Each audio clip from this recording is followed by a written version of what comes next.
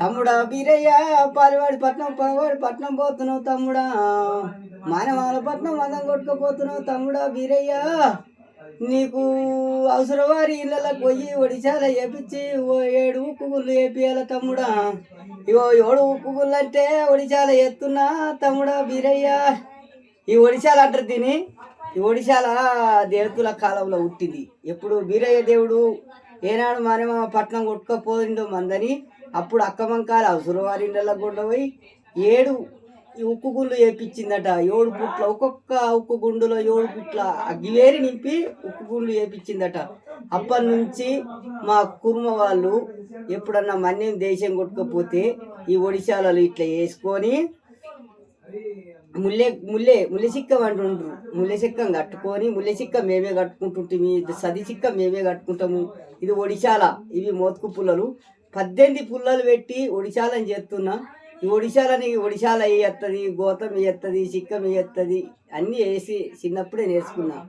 ఆట పాటలు నేర్చి అద్దానకుంటా, కథ చాతురలు నేర్చి కలిసొచ్చేదాకా, ఆడుకుంటా పాడుకుంటా సిక్కాలు గోతాలు వేసుకుంటా గొర్లకాడ ఉన్నితో దారము అడిగినప్పుడు. అంటే ఉన్నితోటి దారం కూడా అడుగుతుంటే ఇవి అన్నీ ఇప్పుడు వేసుడు ఇవి ఇట్లా వేసుకుంటా ఏ గొర్రెల కాసుకుంటూ ఇట్లా ఎత్తుంటి. ఇప్పుడు ఇక ఇంటికాడ ఎత్తున్నా. ఇది ఒడిశాల వేయాలని కోరిక పుట్టింది, ఎత్తున్నా. ఇక ఈ ఒడిశాల వేసి ఒడిశాల కట్టినాకట పురాత వీడియో నేను తీస్తా.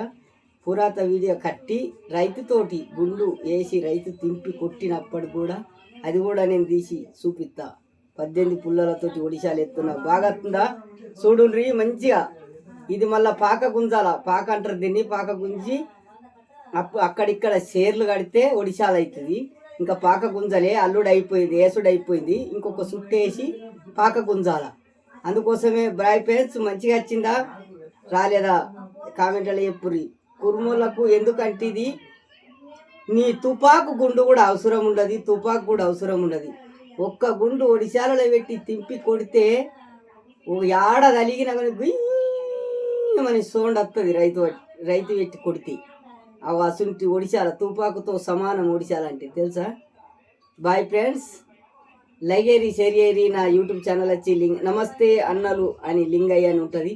Bye friends.